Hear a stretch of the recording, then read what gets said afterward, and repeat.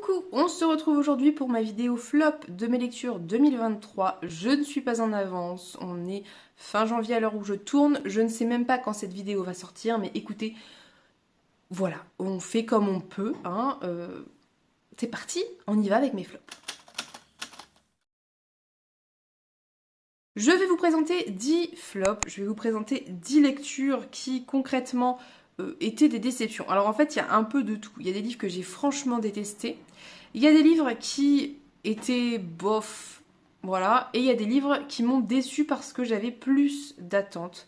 Je ne les ai pas classés parce que c'est un petit peu compliqué, mais je vais vous dire dans quelle catégorie à chaque fois ils se placent. Est-ce que c'était vraiment une grosse bousasse? Est-ce que c'était très très moyen, moyen moins en gros? Ou est-ce que c'était sympa? Mais en fait j'ai juste été déçue parce que je m'attendais à mieux. Donc voilà, on va attaquer avec le premier livre. Un des premiers livres que j'ai lu, alors attendez, je vous dis une bêtise ou pas, je pense que je l'ai lu en début d'année 2023, c'était La maison aux 1000 étages de Jan Weiss. Je pense qu'on dit Jeanne, ça s'écrit, mais vu que c'est un auteur polonais, je crois, je pense qu'on dit Yann, je ne sais pas, en tout cas, je vous remets la couverture ici. Donc La maison aux 1000 étages, dans l'histoire, dans le résumé, c'est très prometteur puisque un homme se réveille dans la fameuse maison aux 1000 étages et ne sait plus qui il est, ne sait plus pourquoi il est là, il est invisible je crois, et on est dans une espèce de maison qui est un monde à part entière où il y a des étages et à chaque étage il y a différents types de populations, enfin bref voilà, c'est un truc très très perché, et donc le personnage petit à petit retrouve des indices et comprend un petit peu ce qu'il fait là.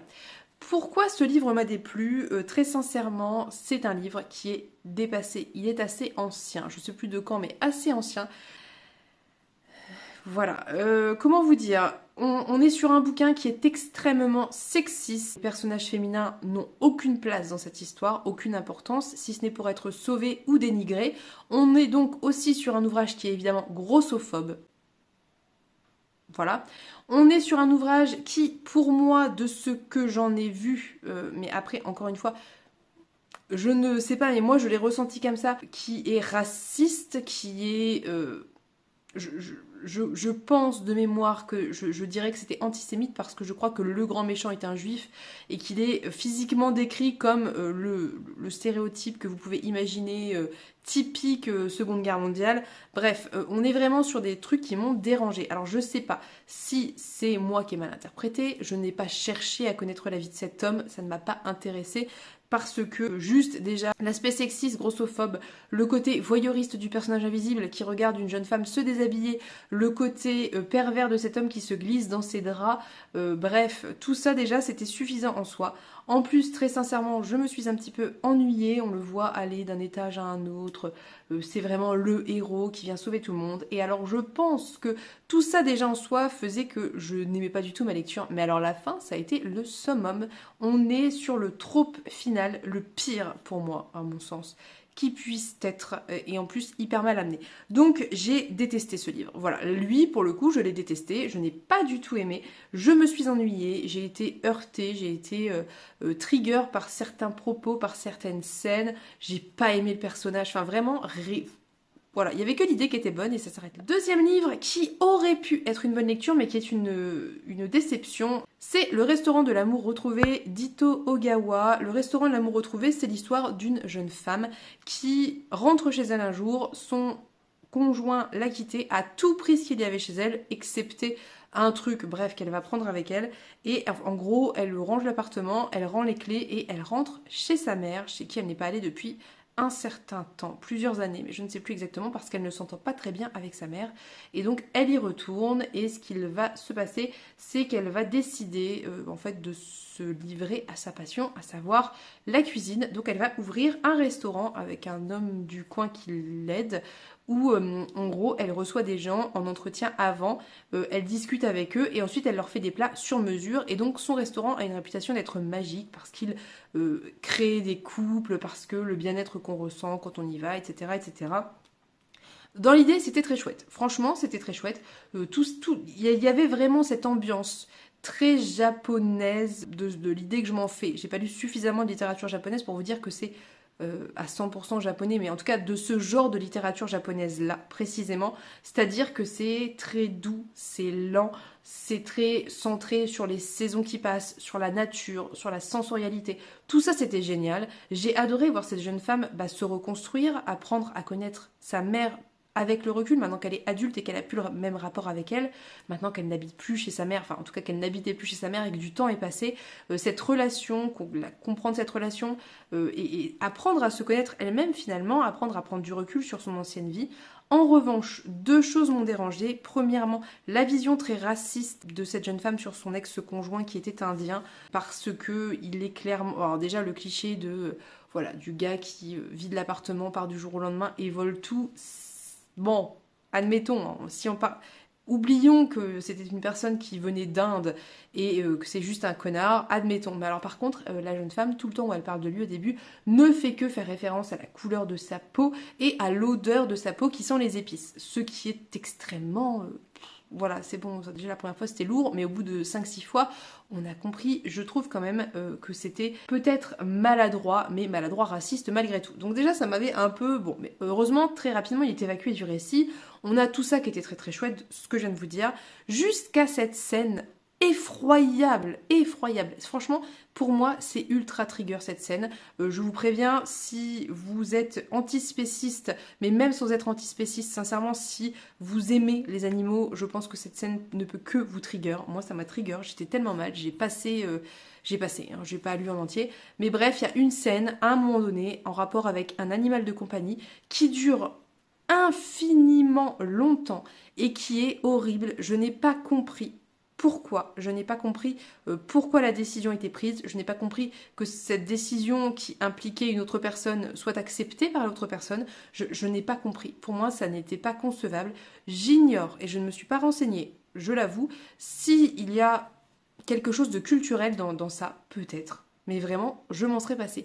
Et sincèrement, même si c'est culturel, ça n'empêche pas que ça m'a heurté et que ça a gâché ma lecture. Voilà, ça a gâché tout ce qui s'était passé avant. Donc, je vous préviens, si vous êtes sensible au sort des animaux, il y a un moment donné qui peut être vraiment horrible. De toute façon, vous allez le voir venir. Donc, vous pourrez passer si vous souhaitez quand même lire le livre. C'est pour moi, du coup, ce livre est tombé dans les flops. Troisième livre qui a été une déception / lecture médiocre moins, donc en dessous de la moyenne en gros, c'est Un reflet de lune d'Estelle Faye. En fait, Un reflet de lune, c'est une suite, mais pas vraiment une suite. C'est compliqué. C'est-à-dire que c'est dans le même univers qu'un autre livre qui est donc... Je ne sais plus le titre, je vous remettrai là. C'est une histoire à part entière, c'est une espèce de tome compagnon, sauf que si on n'a pas lu l'autre, on n'a pas la construction du personnage, on n'a pas la construction des relations, on n'a pas la construction de l'univers. Donc je me suis retrouvée à lire un livre où finalement tout ça était assez évacué assez rapidement, puisque ça reste une suite quelque part. Et du coup, je n'ai eu aucun affect pour ce personnage. Sincèrement, je ne me rappelle même pas de ce bouquin. Je ne me rappelle pas de ce qui se passe dans ce bouquin. Le pitch était prometteur, mais mon cerveau a totalement évacué tout ce qui a rapport à ce livre. Je ne me souviens que de quelques détails qui ont fait que je n'ai pas apprécié le personnage principal, que j'ai trouvé qu'il n'était pas... c'était pas une très bonne personne. J'étais pas d'accord avec sa manière de faire, de penser, etc. Mais en même temps, est-ce que je suis objective pour juger tout ça ? Oui et non, puisque je n'ai pas lu le volume précédent, donc je ne sais pas comment s'est construit ce personnage, je ne sais rien de lui, et... ben voilà. Donc c'est une espèce de post-apo à Paris, je sais plus ce qui se passe, mais je crois qu'il y a des gens qui disparaissent, et lui est impliqué malgré lui, parce qu'il y a une histoire de gens qui l'ont vu lui tuer ou enlever, ou je ne sais quoi des gens, et en fait, c'était pas lui, parce que lui a un alibi, il était je ne sais où, voilà, il enquête là-dessus, et c'était glauque. Voilà. À la limite, ça peut passer, c'est des choses que je peux apprécier. Là où j'ai pas apprécié, c'est que j'ai pas aimé le personnage principal, j'ai pas compris l'univers, enfin voilà, il me manquait en fait, je pense, le volume précédent. Peut-être qu'un jour je le lirai, même si j'ai été quand même bien refroidie, je vous cache pas, mais du coup j'ai pas aimé. Lecture suivante, et j'en ai déjà parlé à plusieurs reprises, c'est le tome 1, Scholomance, c'est Éducation meurtrière de Naomi Novik, qui est donc... Encore une fois, un pitch exceptionnel puisque on suit des sorciers, des magiciens, je ne sais plus quel est le mot, qui vivent dans notre monde à nous, et ce qu'il se passe, c'est que quand ils arrivent à une phase un peu charnière de leur vie où ils sont pleins de magie, ils deviennent très très vulnérables et les démons les attaquent plus, et du coup il y avait trop de mortalité, donc une école a été créée pour ces jeunes sorciers, pour qu'ils soient protégés, sauf que quelque chose s'est détraqué dans l'école et qu'en fait maintenant les jeunes sorciers sont attaqués dans l'école et donc en gros suivre sa scolarité est nécessaire pour survivre, mais en même temps peut être une cause de décès. Donc on est vraiment dans une école hyper glauque, très labyrinthique, très sombre, où les jeunes doivent se cacher, où ils doivent apprendre des sorts pour survivre, où ils doivent former des espèces de clans, des alliances pour survivre. Beaucoup meurent, ceux qui sont seuls surtout. Enfin c'est vraiment, l'ambiance est géniale. J'ai adoré l'ambiance, j'ai adoré l'école, j'ai vraiment trouvé ça génial. Ce qui pêche pour moi et ce qui fait que je n'ai pas aimé cette lecture et que j'en avais marre, c'est que je n'ai pas aimé le personnage de Galadriel, que j'ai trouvé extrêmement... Comment vous dire? J'ai eu la sensation qu'elle passait son temps à reprocher aux autres des choses, à être détestable avec les autres pour des raisons qui lui sont propres, qui pour moi ne sont pas très très bien justifiées par son passé qu'on aperçoit à certains moments, mais soit admettons. Moi je voyais les personnages sympas qui étaient autour d'elle, qui essayaient d'être sympas avec elle, ou voilà, avec qui elle aurait pu éventuellement, au moins à défaut, nouer des liens pour survivre, et je la voyais dire ah, de toute façon personne ne m'aime, si je montre ma vraie puissance ils vont tous me détester, et blabla. Et elle passait son temps à s'enfermer dans cette espèce de bulle de solitude et d'acidité comme ça, et elle était hyper odieuse, hyper pas sympa, et je comprenais pas pourquoi en fait. Je pense que je n'ai pas saisi ce que voulait dire l'autrice, ce que voulait nous montrer l'autrice de ce personnage. Moi, je l'ai pas saisi. Moi, je voyais les autres autour qui étaient certains, pas hyper sympas, mais en tout cas qui étaient prêts à faire des alliances, à échanger, parce que ça fonctionne beaucoup aussi sur le troc. Qu'est-ce que tu peux m'apporter? Qu'est-ce que je peux t'apporter en retour? Et il y en avait avec qui ça aurait pu passer. Et elle se bougeait pas par rapport à ça. Il y en a d'autres qui étaient franchement beaucoup plus sympas et pareil. Et ça l'a pas fait en fait. J'ai détesté Galadriel. Je l'ai trouvée insupportable. Je l'ai trouvée odieuse. Je l'ai trouvée égoïste, égocentrée surtout en fait. J'ai eu l'impression d'être face à une enfant de 3 ans qui veut pas, qui boude dans son coin et qui veut pas comprendre que il y a d'autres gens autour d'elle et que si ça n'a pas marché avec machin et qu'elle s'entend pas avec machin, elle peut aller voir machin. Enfin, j'ai vraiment eu cette sensation de me retrouver face à une petite section et ça m'a autant chez une petite section je peux le concevoir parce que c'est des enfants qui apprennent, autant chez une adolescente ça m'agace. Voilà, donc je n'ai pas aimé le personnage, bien que j'ai adoré l'histoire et l'univers, mais Kaamelott Magic Adou m'a convaincu de lire la suite, donc je vais lire la suite qui est à ma médiathèque et je verrai si ça change, si ça évolue, si elle évolue, puisqu'après tout, je détestais le personnage d'Amalia, et au fur et à mesure, je me suis mise à l'apprécier, donc peut-être que ce sera le cas ici aussi. Ceci étant dit, j'avais plus d'accroche avec Capitale du Nord qu'avec Scholomance. Je pense que si là je l'avais arrêté, ça m'aurait pas dérangé, ça m'aurait pas trotté dans la tête, quoi. Mais je vais tenter, parce que je pense qu'il faut parfois essayer. Et puis de toute façon, si j'aime pas, j'aime pas. Et puis c'est pas grave. Livre suivant qui est dans mes flops pour raison, à mon sens, de médiocrité. Mais attention, c'est très personnel encore une fois. C'est Le Chien du Forgeron de Camille Le Boulanger. C'est un récit qui se place dans une mythologie nordique, si je dis pas de bêtises, où on suit en gros un personnage qui est devenu le chien du forgeron, donc un espèce de guerrier mythique sans pitié, et donc on suit voilà, son histoire, c'est-à-dire que l'histoire de base, c'est on suit un personnage qui raconte le mythe du chien du forgeron, sauf que nous, je veux dire, tout le monde le voit comme un personnage positif, et lui dit je vais vous raconter la vraie histoire de ce personnage qui en fait était un odieux connard. Effectivement, c'était un odieux connard. Pourquoi ce livre ne l'a pas fait? Je pense que je n'avais pas suffisamment de connaissances liminaires à cette mythologie pour comprendre la dichotomie entre comment il est représenté et comment le narrateur le représente en fait. Du coup, pour moi, c'était juste l'histoire d'un odieux connard. Et c'est plein de petits épisodes de vie, et c'est pas forcément très lié, donc forcément, en n'ayant pas l'histoire de base, peut-être le mythe de base, j'avais pas le truc qui me permettait de me dire « Ah, c'est intéressant, effectivement, si on prend tel événement et qu'on le regarde sous un autre angle, et oui, je comprends pourquoi. » Du coup, j'avais pas les références, j'avais pas ce qu'il fallait pour comprendre, et du coup, j'ai juste lu, et j'ai pas eu l'intérêt, et voilà. Donc, je dirais pas que c'est mauvais, je pense pas que ce soit mauvais, mais moi ça m'a un peu glissé dessus, quoi, donc pas plus, quoi. C'était pas mauvais, mais c'est pas un livre qui va rester dans ma mémoire, je pense qu'il va être assez rapidement oublié, il est déjà en partie oublié, donc voilà. Le 6e livre dont je souhaiterais vous parler, c'est un livre que beaucoup de personnes aiment, je le sais, parce que notamment Marion l'adore, et d'autres personnes que je suis ou avec qui j'échange l'adorent. C'est Sidération de Richard Powers. Sidération, c'est l'histoire, en gros, très rapidement, d'un espèce de monde sur le déclin avec voilà, plein de choses qui vont pas très bien, mais en même temps, c'est plus ou moins comme nous on le connaît. C'est difficile à situer, sincèrement. Et en gros, on suit un personnage d'homme avec son fils qui est autiste.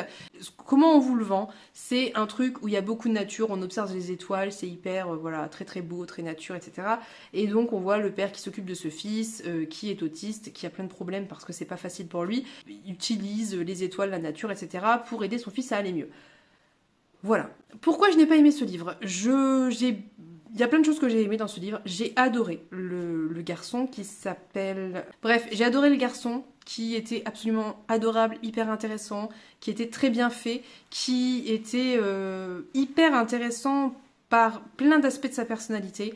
J'ai bien aimé certains passages, pas tous, il y a un moment où c'était un peu long, je vous le cache pas, où on parlait de ces mondes, etc.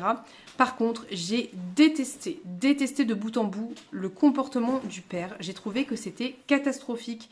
En fait, ce qui m'a beaucoup dérangé dans ce livre, c'est que le père refuse d'accepter que son fils soit autiste jusqu'à un certain point du bouquin.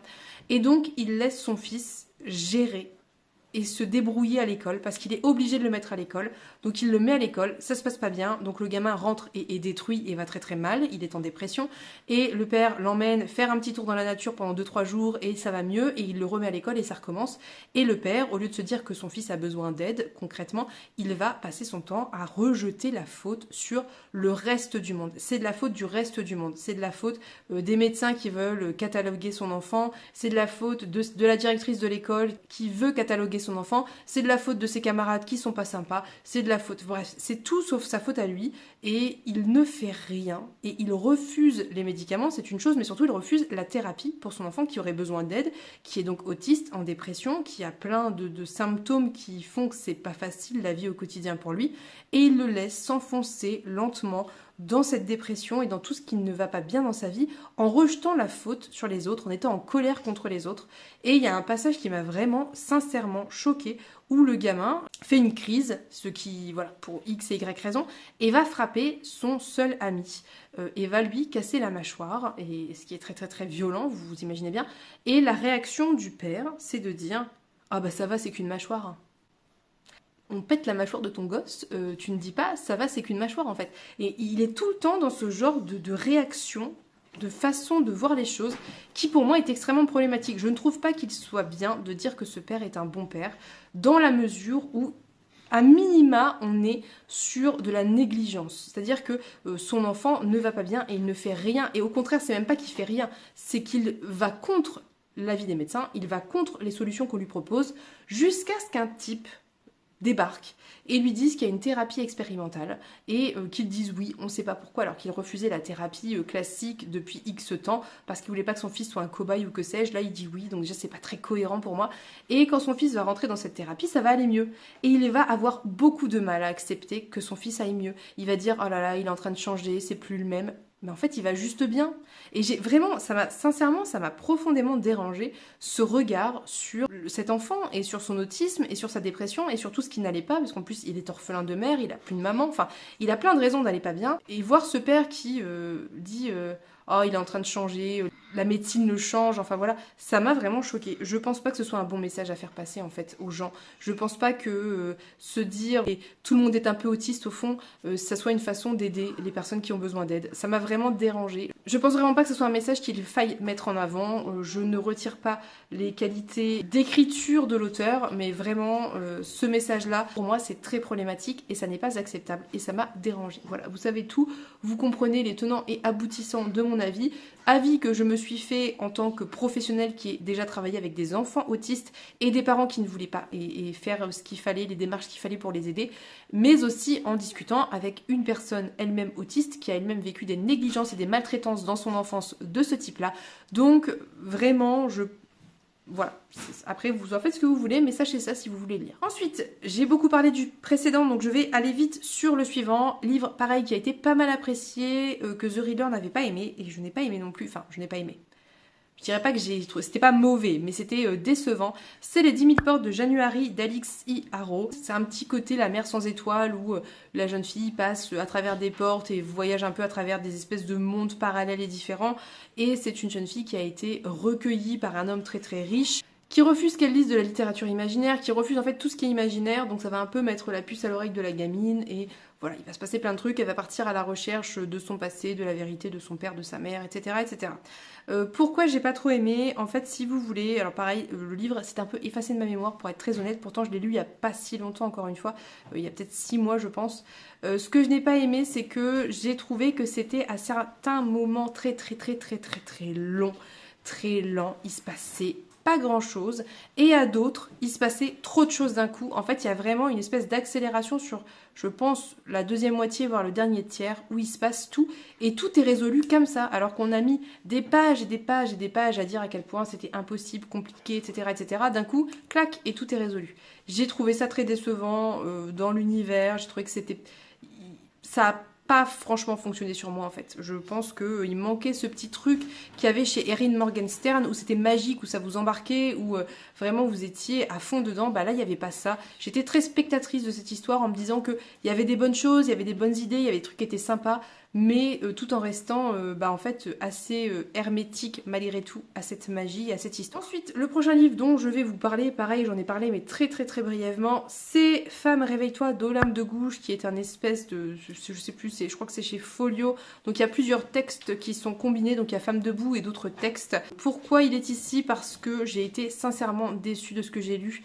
C'est censé être une espèce de précurseuse du féminisme, Olympe de Gouges, et en fait moi je n'y ai vu qu'une espèce de bourgeoise blanche qui réclamait le droit pour les bourgeoises blanches d'exister dans la société et la politique française en rabaissant ses sœurs plus pauvres, en rabaissant ses sœurs qui survivent de manière très difficile, notamment en se prostituant, en disant en gros voilà, il y a les femmes bien, il y a les femmes pas bien, sauf que comment tu peux être une femme bien quand tu vis dans la misère? Donc j'ai trouvé ça très décevant, j'ai été... c'est pas l'idée que je me fais du féminisme en fait, donc j'ai été très déçue. J'ai trouvé aussi qu'il y avait des passages qui étaient très maladroits par rapport à la façon dont elle voit les travailleurs et travailleuses, où elle disait en gros... c'est des... Enfin, je sais plus quel était le propos exact, mais ça m'a un peu choqué, genre, si on les fait pas travailler, c'est des feignants, ils en foutent pas une, donc ils picolent, donc voilà. J'ai trouvé ça un peu dur venant d'une bourge qui n'en fout pas une, mais soit. Donc ça m'a déçue, voilà, sincèrement, j'ai été très déçue de ce texte, je vous recommande pas. Franchement, si vous voulez lire des essais féministes, il y en a pléthore d'autres bien plus intéressants. Avant-dernier livre dont je vais vous parler ici, c'est le livre de M de Peng Shepherd, que j'ai lu cet été, qui est un post-apo. Il y a une épidémie qui se propage où les gens perdent leur ombre, et en perdant leur ombre, petit à petit, ils perdent leur mémoire. Et on va suivre un couple au début, donc une femme noire et un homme d'origine asiatique, je crois, qui sont seuls, enfin se sont cachés seuls, etc. pour pas attraper cette maladie, sauf que la femme va l'attraper, et comme elle a peur de ce qu'elle va devenir en perdant sa mémoire, et elle a peur de ce que son conjoint gardera d'elle, elle part, lui part à sa recherche, et donc on part sur un road trip gigantesque à travers les États-Unis, et voilà. Pourquoi ça m'a déçue? Parce que c'était très long, parce que j'ai trouvé qu'on était quand même sur une relation qui était pas très saine entre le couple de base, alors que c'était censé être la relation de l'histoire, parce qu'il y avait plein de personnages secondaires qui étaient pas très intéressants, parce que voilà, dans l'ensemble, les seuls passages que j'ai aimés, c'est ceux où on suivait Max, donc la femme, et tous les autres points de vue m'ont ennuyé, étaient longs, étaient laborieux. J'avais deviné le pseudo-plot twist de la fin à la moitié ou quasiment, enfin bon voilà, j'ai même pas eu l'effet de surprise de la fin, donc j'ai été déçue. Je dirais pas que c'est mauvais, mais c'est pas... Il y a plein d'autres post-apo avec des épidémies qui sont bien meilleures, typiquement Station Eleven. Après, le livre de M, il y a un côté fantastique aussi. C'est pas que du post-apo, c'est aussi du fantastique, donc c'est un peu particulier, mais j'ai trouvé que c'était très perché, j'ai pas tout compris, je pense, enfin je ne sais pas, j'ai été assez déçue, puis j'en avais marre, parce que c'est un pavé en plus, donc à un moment j'en avais marre, je pense que je suis allée trop vite, et voilà, j'en avais marre, tout simplement. C'était pas franchement mauvais, mais c'était très médiocre. Dernier livre dont je vais vous parler, qui est une déception. Alors, encore une fois, oui et non, c'est-à-dire que c'est pas mauvais, mais je m'attendais à être beaucoup plus prise dans l'histoire. C'est Puzzle de Franck Tillier. Alors pareil, encore un résumé alambiqué, on est sur un thriller, donc on va suivre à la fois un type qui est accusé d'avoir tué 8 personnes dans un chalet, et en parallèle on suit deux personnages qui étaient ensemble mais qui ne sont plus ensemble, et qui veulent participer à une espèce de jeu grandeur nature, et voilà, c'est un peu ça l'histoire. Et puis en même temps il y a des trucs par rapport au garçon qui s'appelle Isaac, je crois, qui veut participer à ce jeu par rapport à son passé, ses parents qui ont été assassinés, enfin tout un méli-mélo d'histoires comme ça. On se doute bien que tout a rapport, hein. C'est un thriller, donc c'est tout le temps le cas. Pourquoi il est ici celui-là? Parce que ça a fait le job sur le moment, dans le sens où c'était prenant, c'était page turner, je voulais savoir, et en même temps j'ai été assez déçue parce que je pense que je m'attendais à quelque chose qui allait s'emboîter de manière parfaite, et finalement c'était pas tellement le cas. Il y avait vraiment plein de trucs perchés, il y avait plein de trucs où j'ai pas saisi l'explication, ou alors c'était peut-être pas vraiment expliqué. Moi, ce que j'aime bien quand je lis un bon thriller, c'est quand à la fin, c'est comme quand on lit du Sanderson en fait, à la fin tout se met en place parfaitement au millimètre près et tout prend du sens. Et là c'était pas tellement le cas, j'avais un peu deviné une partie de la fin avant, donc bon, j'étais un peu déçue. Voilà, c'était pas mauvais, ça a fait le job sur le moment, mais a posteriori, vous voyez, je suis un... Voilà, je peux pas dire qu'il est... Enfin, voilà, il a sa place dans ses flops, entre guillemets, en tout cas dans ses déceptions 2023.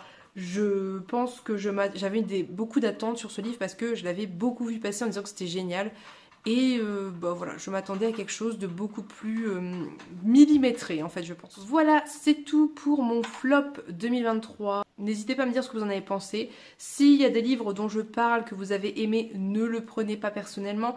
Encore une fois, on voit tous des choses différentes dans nos lectures. Il y a une part d'objectivité par rapport à l'écriture, par rapport, je ne sais pas moi, à la manière dont sont amenées les choses. Enfin, il y a toujours une petite part d'objectivité, mais il y a surtout beaucoup de part de subjectivité, de feeling, de goût, d'attrait pour certaines thématiques, d'attrait pour certains tropes. Enfin voilà, donc forcément, ça ne peut pas plaire à tout le monde. En plus, il y a plein de livres dans ceux que j'ai cités qui n'étaient pas en soi mauvais et où je reconnais totalement que c'est avec moi que ça l'a pas fait, mais je reconnais les qualités des ouvrages. Il y en a d'autres un peu moins, mais bon, voilà. Donc n'hésitez pas à me dire ce que vous avez pensé de ce flop. N'hésitez pas à me dire quels sont vos flops de 2023, à m'en donner un ou deux comme ça qui vous viennent à l'idée, qui vous ont vraiment vraiment déçu. Et puis je vais vous laisser. Je vous souhaite une très belle journée. Je vous fais de très gros bisous et on se dit à bientôt pour une prochaine vidéo. Bye bye!